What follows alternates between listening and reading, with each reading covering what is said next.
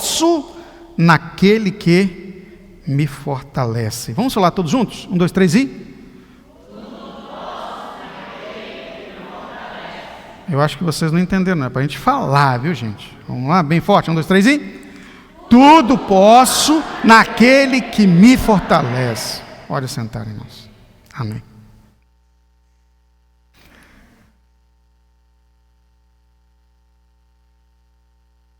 Glória a Deus.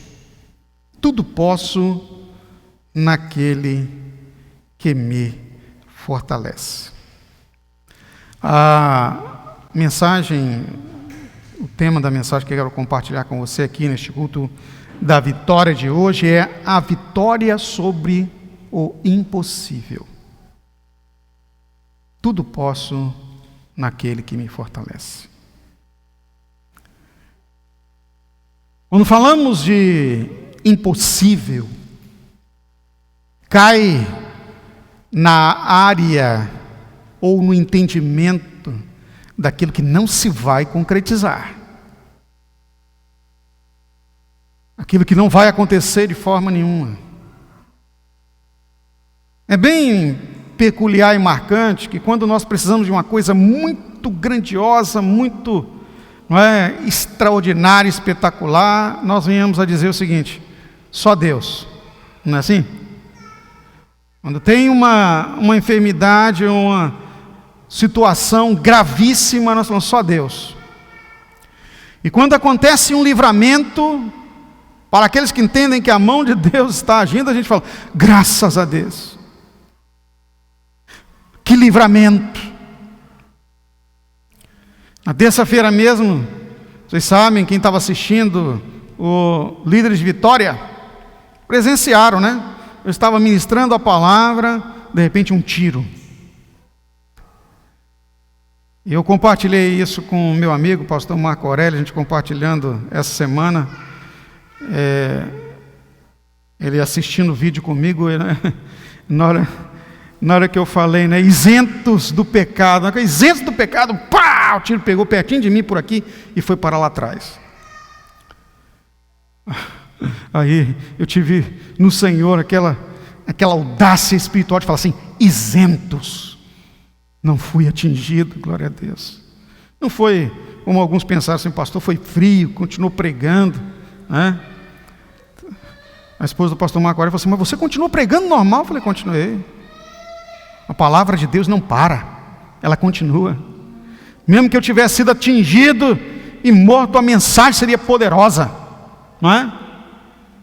Nada pode parar a palavra do Deus do impossível. Então, nós falamos, graças a Deus, que livramento. O policial que esteve conosco aqui, um servo do Senhor, falou, que livramento, pastor, livramento. Não é? Eles nem acreditaram que tal pudesse ser alguém que estava atirando em nós mesmos. Falaram, não, é um tiro de bala perdida, irmãos, não importa de onde veio. Eu sei que o Satanás saiu derrotado, porque o Deus do impossível colocou sobre nós o seu domo de proteção e nos protegeu, aleluia. A sua mão protetora nos cobriu. A mão poderosa do Senhor está estendida. Então, quando falamos vitória sobre o impossível, querido, nós não estamos falando de outra coisa, meu irmão e minha irmã, senão de uma ação extraordinária, espetacular de Deus, não nossa. Não é porque nós podemos, não é porque nós somos especiais, não é porque nós merecemos, mas porque o Senhor escolheu agir no impossível sobre a sua vida. Levante sua mão e diga comigo assim, o impossível está possível em minha vida. Aleluia.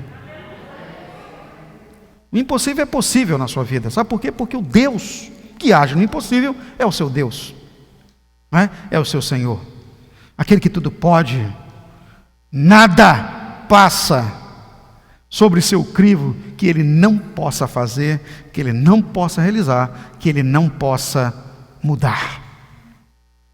Agora, interessante que nós apregoamos, nós compartilhamos, quando somos confrontados com essa palavra, nós ficamos felizes e damos glória a Deus e aleluia, mas por que em todo o tempo, nos nossos enfrentamentos diários, nós não usufruímos da vitória sobre o impossível? O que nos limita? O que impõe sobre nós uma incredulidade, uma frieza, um desânimo que não está de forma nenhuma nem próximo da igreja de Deus e da vida de Deus em nós? Essa pergunta me incomoda já durante muito tempo, irmão. O que acontece que no momento que nós estamos no enfrentamento, nós só vemos o problema e não enxergamos o Senhor Deus da solução? Mas, pastor, isso é só nós? Não. Eu quero compartilhar com você que o discípulo do profeta, quando o profeta estava em uma situação de enfrentamento muito grande, cavalos, um exército poderoso, porque Deus mostrava ao profeta o que o rei falava no escondido de sua câmara, lá no seu quarto de descanso. O profeta Eliseu ia e falava para o rei de Israel o que acontecia. Deus estava mostrando a ele. E ele reuniu então o seu exército, falando: vamos lá, porque nós precisamos capturar este homem. A intenção do rei da Síria não era matar Eliseu, mas era levar aquele oráculo para eles, o adivinhador, para a Síria. Quem tem esse poder muito poderoso, quem tem essa ferramenta, este homem pode conquistar o mundo. Mas pensa bem uma coisa, querido. O que eu fico impressionado não é com a visão de Eliseu, a adivinhação que Deus dava a ele, não é? Mas com a diferença enorme de pensamento entre o rei de Israel e o rei da Síria. O rei da Síria queria Eliseu, o rei de Israel desprezava o homem de Deus, desprezava o Senhor do homem de Deus. Era necessário que Eliseu rompesse, não é? Fosse até o rei não vinha nunca buscar as informações dele, ele que ia. Jesus, nós temos nas nossas mãos o maior poder da terra, mas ainda não nos demos conta que o Senhor entregou nas nossas mãos. Tudo podemos no Senhor. Mais uma vez, repita comigo: tudo posso. Está vendo como que a gente ainda não está crendo direito? Bem forte: tudo posso naquele que me fortalece. Sabe, queridos, nós temos certeza e sabemos disso, porque Deus já agiu na sua vida. Quem já experimentou algum milagre na sua vida? Que levante sua mão. Uma abertura de porta, quer dizer, é impossível. E Deus, você todos sabemos. Mas por que na hora de vivenciar, você ainda é incrédulo?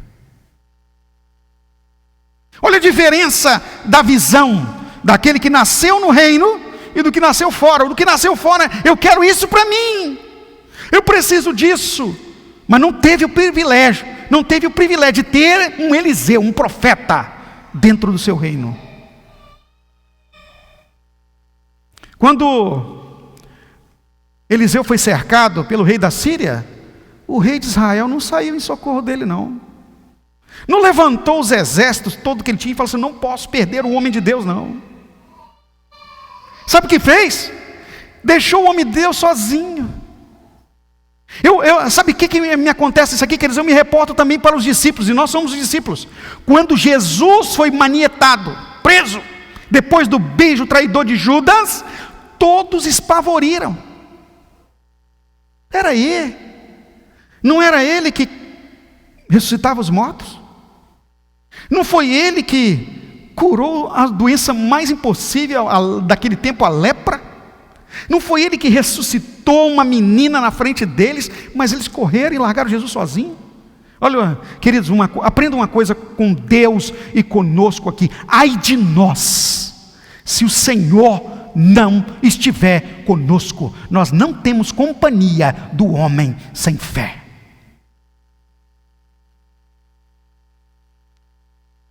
Só que uma coisa tremenda em Deus: Ele nunca nos deixa sozinhos. Ele diz: eis que estou com vocês todos os dias, até a consumação dos séculos. Uau! Nós não estamos sozinhos. Podem fugir todos nos abandonar. E Jesus sabia nessa segurança, que ele diz assim, quando eles começaram a abandoná-lo, porque ele falou, quem não comer a minha carne e não beber o meu sangue não tem parte comigo, ele diz, vocês não querem ir embora também?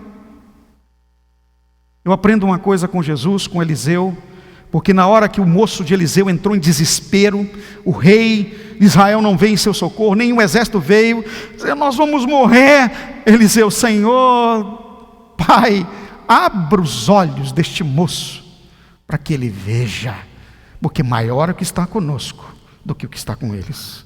E aí quando abriu os olhos, ele, meu pai, os cavalos e seus cavaleiros, o exército de Deus, que era com Eliseu, era muito maior, a ponto que Deus feriu a visão de um exército inteiro, de milhares de homens, ficaram cegos, e Eliseu os pegou pela mão, e os conduziu ao centro da cidade, para que eles pudessem ser servidos em um banquete. Olha a visão do homem incrédulo e pobre, vamos matar a todos? Eles diziam, não senhor, nós vamos servir para eles um banquete, manda sentar todo mundo, serve um banquete, e serviu um banquete enorme. Sabe por quê, queridos? A nossa vida é para abençoar as pessoas e não destruir. Quando temos a visão de Deus, quando estamos na visão do Deus do impossível, sabemos que tudo podemos, nós vamos nos dar para socorrer as pessoas, mesmo que sejam inimigos declarados. Nós levantamos as mãos e abençoamos. Deus abençoe a vizinhança do Riviera, Deus abençoe os nossos vizinhos, Deus abençoe essa cidade, Deus abençoe a nossa nação. Nós precisamos de um povo abençoado, aleluia. É o nosso papel, mãos estendidas para abençoar. E veja você, os discípulos tinham enxergado inúmeros milagres. O Deus do impossível andava com eles durante todo o tempo. Quando o anúncio de uma ação impossível, mas que Jesus disse que iria acontecer, ao cabo do terceiro dia, eu restaurarei esse templo, né? Jesus declarou isso, assim como Jonas ficou 3 dias e 3 noites dentro do ventre da baleia, importa que o Filho do Homem fique 3 dias e 3 noites no centro da terra. E se manifestou em carne no meio deles, ressurreto entre os mortos, vitória sobre a morte. Nós, os Tomés, estaríamos todos lá junto com ele. Não é possível. Isso é impossível, ninguém voltou dos mortos. Como ninguém voltou dos mortos? Jesus havia ressuscitado na frente deles, várias pessoas, não é? Aqueles que são mencionados, pelo menos na palavra de Deus, o filho da viúva de Naim, Jesus ressuscitou no meio da rua para que todos pudessem ver, a menina, filha de Jairo, para que todos pudessem ver. A palavra de Deus não fala tantos outros quantos milagres ele operou, inclusive de ressurreição, que não são narrados nas escrituras, mas tanta coisa. Agora, ele mesmo ressuscitar é impossível? Se eu não ver com os meus olhos. A palavra deixa bem claro aquilo que a gente fala assim, que o nosso ditado diz, que se eu não ver com esses olhos, que a terra há de comer, misericórdia, como o seu. O meu não vai comer não. Eu tenho vida eterna. Quem tem vida eterna aí, levanta a mão e diga aleluia. A terra não há de comer. Nós somos garantidos na ressurreição, na vida eterna. Se morremos, temos garantia de vida. Mas o que nós esperamos é com um abrir e fechar de olhos, venhamos a ser arrebatados para viver em glória com o Senhor. Se eu não ver com esses meus olhos, o incrédulo, que a terra há de comer, você vai morrer mesmo, nós vivemos para sempre. Não vou crer. Precisou Jesus aparecer. Olha o impossível, Jesus se manifesta no meio deles, passou por porta, parede, janela, sem abrir, entrou e saiu, sem precisar de abrir portas nem janelas, só disse, paz seja convosco. E sabe, queridos, a ação do Deus do impossível na nossa vida, para finalizar essa palavra, é trazer a nós equilíbrio, tranquilidade, paz, confiança de que tudo está sob sua governança e controle. Eu tenho certeza, meus irmãos, que quando for a hora do Senhor nos levar, Ele vai nos levar. E sabe de uma coisa? Nada vai mudar isso. Nada vai mudar isso. Mas quando é a hora do livramento, Ele vai livrar. E Ele garantiu no livro do profeta Isaías: olha, quando passares pelas águas, eu estarei contigo. Quando pelos rios passarem, lá eu também estarei. Mesmo pelo fogo, eu não vos desampararei. Citando os 3 atos miraculosos que a palavra de Deus diz do impossível, que Deus mudou a natureza. Sadraque, Mesaque e Abdenego, dentro da fornalha de fogo ardente, na presença do rei Nabucodonosor, saíram ilesos, nem com cheiro de fumaça. O povo de Israel sendo perseguido por Faraó na saída do Egito, atravessaram o mar. Meus irmãos, eu estive na beira daquele mar, não dá para ver o outro lado. É grandioso demais, exatamente no lugar onde dizem que o povo de Israel ultrapassou há mais de 1000 anos atrás. Mais de 2000 anos, né? Atrás. Lá. Hoje tem um baita de um hotel bem na frente, enorme. Está lá, as pessoas visitam do mundo inteiro. Inclusive tem uma pedra lá do lugar, lá no meu gabinete. Milagre. Um dia, um estudioso teólogo de Araque, né, que assim a gente pode dizer, disse assim: porque lá tem um fenômeno, um vento bate, e aí então a água fica bem baixinha, dá para atravessar o mar com água pela canela. E aí um homem cheio do Espírito Santo falou assim: então o milagre é muito maior, porque a palavra de Deus fala que com água pela canela, o exército de Faraó todo, cavalos, carros, cavaleiros, tudo morreram afogado. Como é que pode morrer um cavalo com água pela canela, nossa, afogado, junto com todo um exército? O milagre é muito maior. E ele então teve que recuar na sua declaração. Não é? Como? O nosso Deus, queridos, é garantidor disso. Outra ação miraculosa foi na passagem daquele povo inteiro de Israel na entrada da terra prometida pelo rio Jordão. Mais uma vez, Deus falou para Josué: entre com a arca e os homens de Deus no rio. Quando eles colocarem a planta dos pés, o rio vai parar. E foi o que aconteceu. Eles, sabe o que eles fizeram? Coisa maravilhosa que nós precisamos saber entender e reconhecer, que é no momento do milagre mesmo, nós temos que continuar adorando. Eles levantaram um altar no fundo do rio, onde era para estarem as águas, no lugar mais fundo, mais largo, e adoraram o Senhor, e fizeram adoração ao Senhor. Quando o Senhor está conosco, a paz, a tranquilidade, o equilíbrio, queridos, acontece. Nós estamos realmente no centro da vontade de Deus. As coisas acontecem porque Ele quer. Elas não acontecerão se Ele não quiser. As portas abrirão se Ele abrir. Ele é detentor de todas as chaves. A vida acontecerá se Ele permitir, porque Ele é o caminho, a verdade e a vida. O Senhor está no controle. Repita comigo: Ele é o Senhor do controle. Para finalizar essa conclusão aqui dessa noite, dessa análise, queridos, tudo posso naquele que me fortalece. Eu preciso me converter, ou seja, eu preciso me curvar à soberania dEle, ao governo dEle, ao Deus do impossível. Eu tenho que me curvar. A vitória sobre o impossível para nós está todo o tempo disponível, porque o Senhor está conosco. O Deus de Israel, como diz o salmista, é o nosso refúgio. Ele está conosco, não é? Ele está sempre agindo a nosso favor a todo o tempo. Então nós precisamos nos curvar, reconhecer isso. Não basta apenas sermos filhos, filhas, discípulos, crentes nominais. Sabe o que é nominal? É aquele que leva o nome, mas não tem a essência. Aquele que leva o nome, mas não é na realidade, não tem profundidade, não há a sensibilidade do trato, do relacionamento profundo com o Espírito Santo. Não existe, não tem intimidade.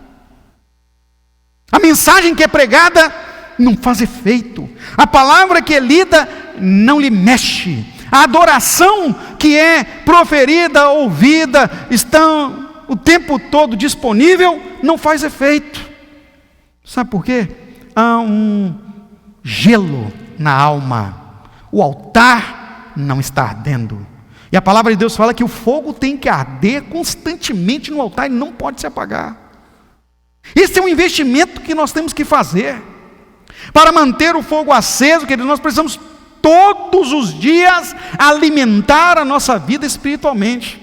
Alimentar a nossa vida com o contato com pessoas de fé, com o relacionamento com aqueles que creem, ouvir a palavra, compartilhar a palavra e manifestar, ou seja, sempre apregoar: o Senhor está conosco, o Deus de Israel é o nosso refúgio. Nós precisamos pensar e vivenciar isso. Eu louvo a Deus que sempre quem está nessa vivência, Deus vai dando experiência, e uma experiência atrás da outra, amados. Quanto mais nós investimos em Deus, mais experiências gloriosas nós temos, não é? Nós vamos vendo as coisas acontecendo, os milagres acontecendo, mesmo quando tudo parece impossível, não é? Neste tempo agora, tudo parece muito difícil, parece impossível, parece que as coisas não vão mudar. Quando a gente acha que vai mudar, vem um vírus pior. Quando nós achamos que as coisas vão acontecer, alguém consegue piorar um pouco mais.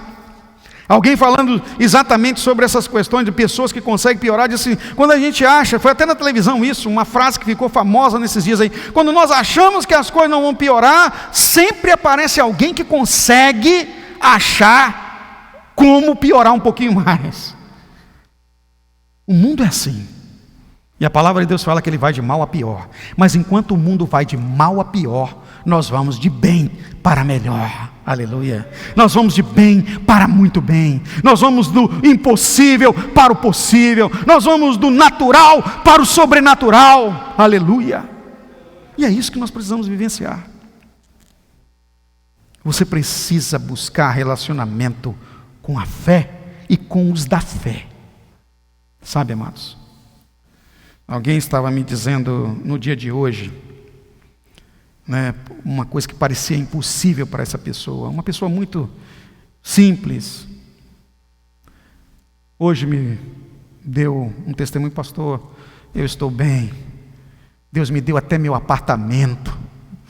Quem olhava antes para aquela pessoa, né, cheia de problema, dificuldade, mas um dia Deus me deu uma ousadia para ministrar na vida dela: sua vida vai mudar e Senhor Deus vai te dar a tua casa própria.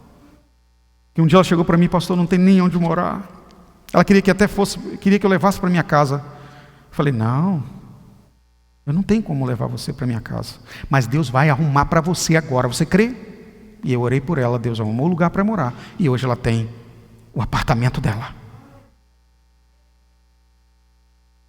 Nosso Deus, queridos, faz coisas tremendas pela boca do profeta.